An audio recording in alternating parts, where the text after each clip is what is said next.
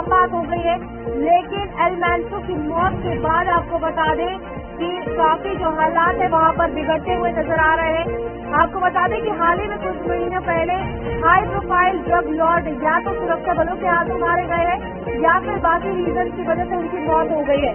अब मैक्सिकन सुरक्षा बलों ने जालिस्को के चपाल्पा में एक सैन्य ऑपरेशन के दौरान जालिस्को में न्यू जनरेशन कार्टेल के सबसे खतरनाक नेता रेनेसियो एल मैंचो को मार गिराया है। फिलहाल आपको बता दें कि इससे पहले दिसंबर 2025 में गल्फ कार्टेल के अनुभवी लॉर्ड, जो ड्रग लॉर्ड जिसे कहा जाता था, उसे भी मार गिराया गया। इकबाल ममदानी विदेश मामलों की जानकार हमारे साथ जुड़ चुके हैं। सबसे पहले आपका बहुत बहुत स्वागत है। क्या कुछ मानते हैं इन ड्रग लॉर्ड्स की जो मौतें हो रही है, चाहे बाकी रीजन की वजह से हो या फिर उन्हें सेना मार गिरा रही है, कितना बड़ा एक मेजर चेंज है? क्योंकि ये एक बहुत बड़ा नेटवर्क था इन ड्रग लॉर्ड्स का। देखिए, मैं आपको बता दूं, ये ऑपरेशन केवल एक माफिया को मारने के लिए नहीं था। अमेरिका असली टारगेट जो है फेंटनिल सप्लाई चेन तोड़ना था।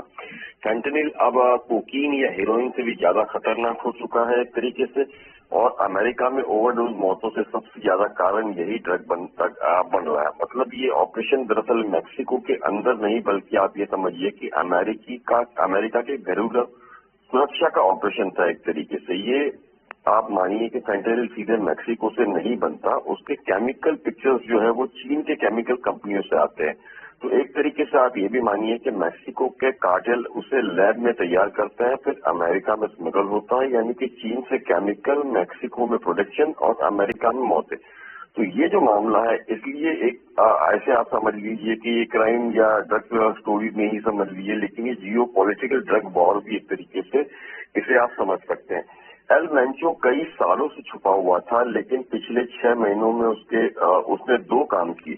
उसने कार्टेल को मिलिट्री जैसा बना दिया था। उसने ड्रोन बम और एंटी आर्मेड हथियार इस्तेमाल शुरू कर दिए थे। मतलब अब वो केवल स्मगलर नहीं रहा, स्टेट के खिलाफ पैरेलल आर्मी बना रहा था। इसलिए मैक्सिको सरकार के पास उसे खत्म करने के अलावा मुझे नहीं लगता है कोई विकल्प बचा था। ये सबसे अहम मैं आपको चीजें बताना चाहूंगा कि ड्रग लॉर्ड के मरने के बाद शांति नहीं आती बल्कि हिंसा बढ़ती है, क्योंकि अब उसकी कुर्सी खाली है। सीजेएनजी के अंदर कम से कम 4 गुट है। अब ये एक दूसरे से लड़ेंगे और वहां ये वॉर और भी बढ़ेगा। इसे कहते हैं पावर वैक्यूम, एक तरीके से वायलेंस को लेकर के। आप ये समझ के चल सकते हैं कि मैक्सिको के अंदर अगले 1 से 3 महीने में मैक्सिको में गैंग वॉर खतरा जो है वो सबसे ज्यादा बढ़ सकता है। रूपाली, बिल्कुल। इकबाल जी, यहाँ पर एक सवाल ये भी रहेगा कि जो अब ये कहीं ना कहीं एक नेटवर्क टूटा है, मेन कड़ी इनकी टूटी है एल मैंचो को मारने के बाद, क्या कुछ लगता है जिस तरीके से लोग विरोध कर रहे हैं, क्या वजहें हैं? क्योंकि यहाँ पर बड़ी बात ये है कि एक जाना माना ड्रग पेडलर जिस पर 136 करोड़ का इनाम था और इतना बड़ा जो कह सकते हैं कि एक प्लान बना रहा था इंटरनली अपने ही राज्यों, अगर बात की जाए एरिया के लिए, तो फिलहाल ये एक बहुत बड़ी कड़ी लीड जो है पुलिस को मिली है या फिर अमेरिका को मिली है जिस तरीके से अभियान चलाएगा। लेकिन लोगों का प्रदर्शन कहीं ना कहीं चीजें खराब करता हुआ नजर आ रहा है। बिल्कुल इससे इनकार नहीं है। देखिए, जानकारी ग्राउंड लेवल से मिल रही है, उसके मुताबिक माफिया डॉन एल मैंचो के मारे जाने के बाद स्थिति सामान्य होने की बजाय और ज्यादा खराब हो गई है।